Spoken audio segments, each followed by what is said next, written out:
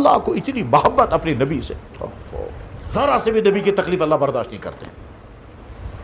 اللہ کی شان میں کتنی گستاخی ہو جائے اللہ کو کوئی پرواہ نہیں، لیکن نبی کو ذرا سی تکلیف ہو جائے اللہ برداشت نہیں کرتا۔ یہ زیبا نہیں ہے کہ میرے نبی کو تم اذیت پہنچاؤ گے۔ پھر آگے فرمایا جو میرے نبی کو اذیت پہنچائے گا اس پر دنیا اور آخرت میں لعنت ہے۔ میرے بھائیوں، اللہ نے برداشت نہیں کیا۔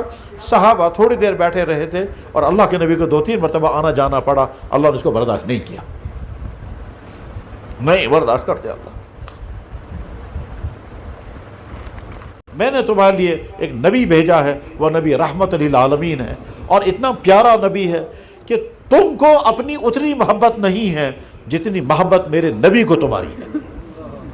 تمہارا باپ اتنا تمہارا کیئر نہیں کرے گا جتنا میرا نبی تمہارے کیئر کرے گا۔ تم کو اپنی قرآن کریم میں اللہ تعالیٰ فرماتا النبی اولا بالمؤمنین من انفسہم، تمہاری جان کا تمہارے ذمہ اتنا حق نہیں ہے جتنا میرے نبی کا حق ہے، اور تم اپنی جان کی اتنی فکر نہیں کرو گے جتنا میرے نبی تمہاری فکر کرے گا۔ تمہارے پاؤں میں کانٹا چبھے گا، تمہیں پاؤں میں تکلیف ہوگی، میرا نبی تیرے پاؤں میں چبھنے والے کانٹے کی چبھن اپنے دل میں محسوس کرتا ہے۔ میری امتی کو کانٹا چبھ گیا۔ میرے بھائی، یہ 15-20 منٹ یا آدھ پون گھنٹہ تھوڑا سا اللہ کا تعارف اور تھوڑا سا اللہ کے نبی کا تعارف۔ اللہ کے نبی کا تعارف تو کچھ بھی کیا، 2 جملے بولے گئے، واللہ اللہ کا نبی، اللہ کو اتنی محبت اپنے نبی سے، ذرا سے بھی نبی کی تکلیف اللہ برداشت نہیں کرتے۔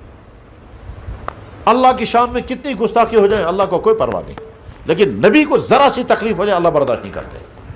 جناب رسول اللہ صلی اللہ علیہ وسلم کا نکاح ہوا، آپ نے مناسب سمجھا صحابہ کرام کو دعوت کریں گے۔ اس زمانے میں ان دنوں میں اللہ کے نبی علیہ السلام کی مالی حالت بہت اچھی تھی، اس لیے صحابہ کرام کی دعوت کی اور سب کو کہا سب کو کھانا کھانے کے لیے آؤ، اور گوشت کا انتظام کیا اور روٹیوں کا انتظام کیا۔ 2 انتظام کیا اللہ کے نبی نے دعوت کے لیے۔ صحابہ آتے گئے، کھانا کھاتے گئے، دعوت تھی حضور کے گھر میں، ساروں نے کھا کر کے رخصت ہو گئے۔ آخر میں 2 یا 3 صحابی حضور کے گھر میں بیٹھے ہوئے ہیں، کھانا کھا کر انہوں نے سوچا بجائے اس کے کہ باہر نکل جائیں یہیں بیٹھے رہیں گے، چنانچہ وہ بیٹھے رہے۔ اللہ کے نبی علیہ السلام بھی تشریف فرما تھے۔ آپ نے سوچا میں تھک گیا ہوں صبح سے، اپنا کوئی ذاتی کام بھی تھا، اب یہ سارے کھا چکے ہیں، یہ 3 آدمی بیٹھے ہوئے ہیں، یہ کھا چکے ہیں، یہ اٹھ جاتے تو میں تھوڑا آرام کرتا، لیکن وہ اٹھے نہیں۔ اللہ کے نبی نے سوچا میں ان کو کہوں گا اٹھ جاؤ، کمرہ خالی کر دو، آپ لوگ کھانا کھا چکے ہیں، اللہ کے حوالے نہیں رک سکتا ہے سوال، ٹھیک ہے، مگر اللہ کے نبی نے کہا نہیں، کہہ نہیں پائے، کیونکہ رحمت للعالمین میں کیسے کہوں گا جناب کمرہ خالی کر دو نکل جاؤ، اس لیے اللہ کے نبی کہہ نہیں پائے۔ ان کی سمجھ میں بھی نہیں آیا کہ ہمیں اڑ جانا چاہیے، وہ بیٹھے رہے۔ حضور سوچتے رہے یہ خود ہی اڑ جاتے تو بہت اچھا تھا، میں کہہ پاؤں گا نہیں کہہ سکوں گا، مناسب بھی میرا کہنا نہیں رہے گا، اس لیے انتظار کیا، ان بیچاروں کی سمجھ میں نہیں آیا، حضور خود کہہ نہ سکے، لہذا اللہ کے نبی نے سوچا میں ہی اڑ جاؤں گا تو ان کو بھی سمجھ میں آ جائے گا، یہ بھی اڑ جائیں گے۔ اللہ کے نبی اعظم اٹھ گئے، وہ بیٹھے رہے، حضور نکل گئے باہر۔ حضور نے سوچا جب میں باہر چلا جاؤں گا یہ منطقی ہے، یہ بھی سمجھ جائیں گے کہ ہمیں اڑ جانا چاہیے، لیکن ان کو سمجھ میں نہیں آیا، وہ بیٹھے رہے۔ ان بیچاروں نے سوچا ہوگا آئندہ نہ جانے کبھی اندر آنے کا موقع زندگی میں ملے گا یا نہیں، اس مقدس ترین گھر میں اندر آ کر بیٹھنے کا موقع ہمیں کہاں ملے گا، وہاں تو ازواج مطہرات ہوتی ہے، وہاں کیسے جائیں گے اندر، وہ تو مسجد میں ملاقاتیں ہوتی تھی، آج خوش قسمتی سے اندر آنے کا موقع ملا ہے، ٹھیک ہے اس کا فائدہ ہم اٹھائیں گے، اس لیے بیٹھے رہے۔ حضور تشریف لے گئے، حضرت عائشہ سے ملاقات ہوئی اور کئیوں سے ملاقاتیں ہوئیں، کئی سارے کام کیے، کافی دیر کے بعد حضور واپس آئے یہ سوچ کر کہ وہ لوگ اٹھ چکے ہوں گے، آقا دیکھا تو وہ وہیں بیٹھے ہوئے، دیکھا حضور نے وہ وہیں بیٹھے ہوئے، واپس چلے گئے۔ سوچا بھائی جب واپس چلا جاؤں گا تو ان کے خیال آ جائے گا بھائی اب تو اٹھ جائے کم سے کم، لیکن وہ اٹھے نہیں، چلے گئے اللہ کے نبی۔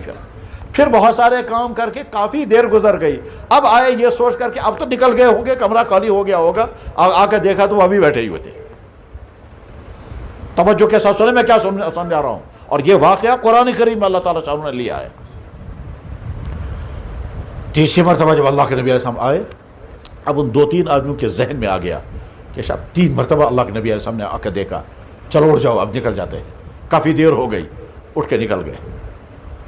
بس یہ جو 3 تھے یہ صحابی تھے، اللہ کے نبی کے پیارے صحابی تھے، یہ حضور کے گھر میں بیٹھے، کیا ان کا مقصد حضور کو تکلیف پہنچانا تھا؟ کیا ان کا ارادہ تھا کہ حضور کو دکھ پہنچائیں گے؟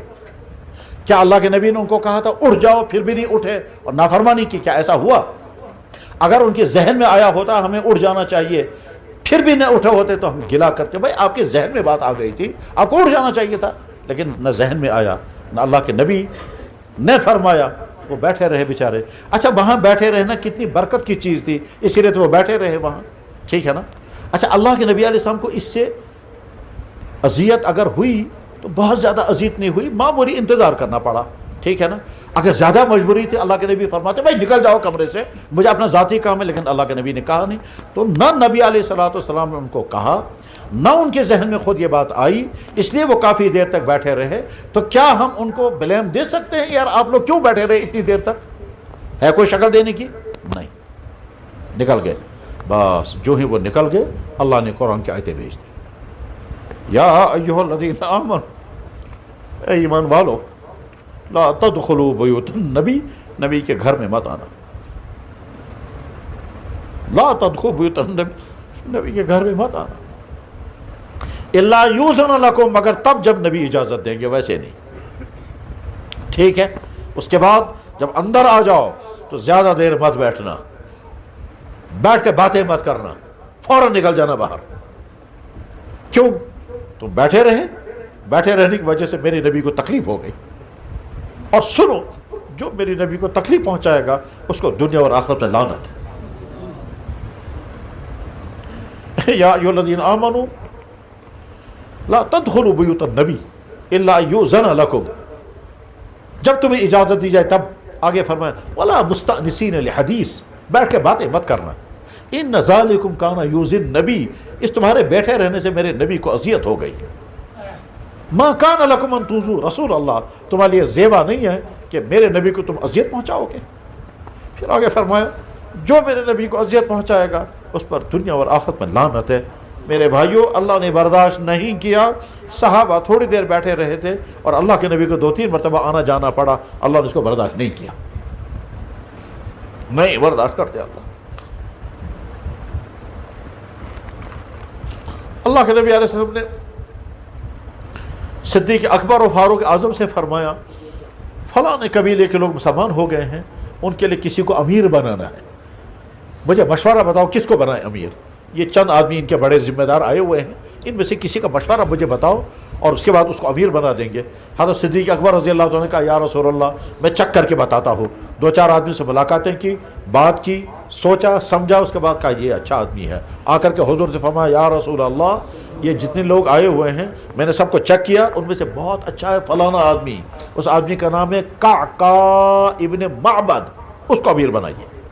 ٹھیک، اب آگے فاروق اعظم یا رسول اللہ آپ کے حکم کے مطابق میں نے سب کو چیک کیا، سب کے ساتھ بات چیت کی، سب کے ساتھ ملاقات کی، میں دیکھنا چاہتا تھا کون آدمی اس لائق ہے جس کو امیر بنانا چاہیے۔ میری نظر میں تو فلاں آدمی بہت اچھا ہے، اس کا نام ہے اقرع ابن حابس، اس کو امیر بنائیں گے۔ صدیق اکبر نے ایک رائے دی، فاروق اعظم نے دوسری رائے دی۔ ایسا ہو سکتا ہے؟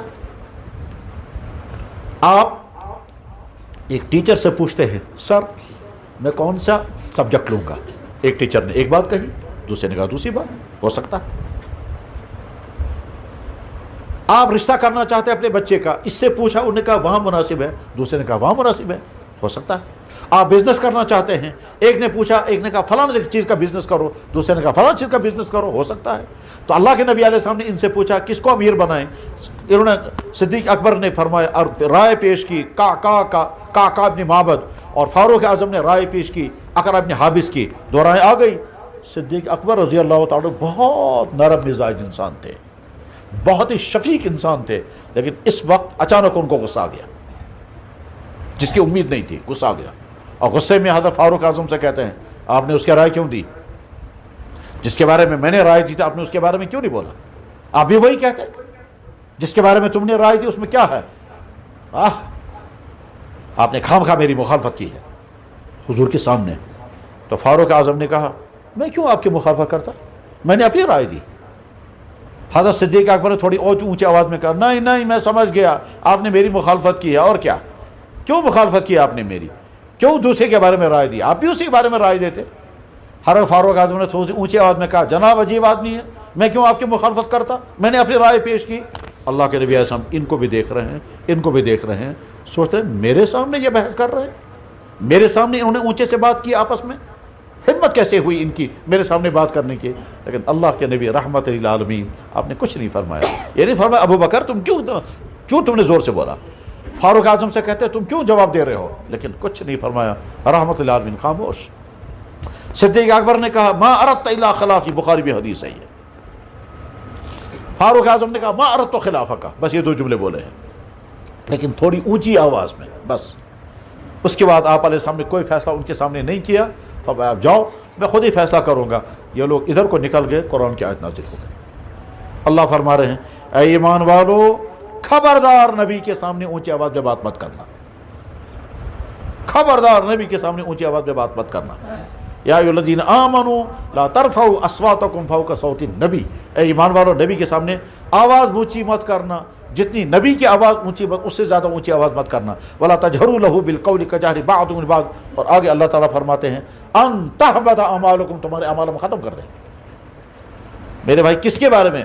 صدیق اکبر و فاروق اعظم۔ صدیق اکبر وہ صحابی ہے جس کا تذکرہ قرآن میں ہے، فاروق اعظم وہ انسان ہے جس کے بارے میں اللہ کے نبی نے فرمایا میرے بعد نبی ہوتا تو فاروق اعظم ہوتے۔ ان دو کے بارے میں اللہ نے فرمایا کیوں؟ انہوں نے اونچی آواز میں بات کی، اللہ نے برداشت نہیں کی۔ مقام اللہ کے نبی کا مقام اتنا اونچا۔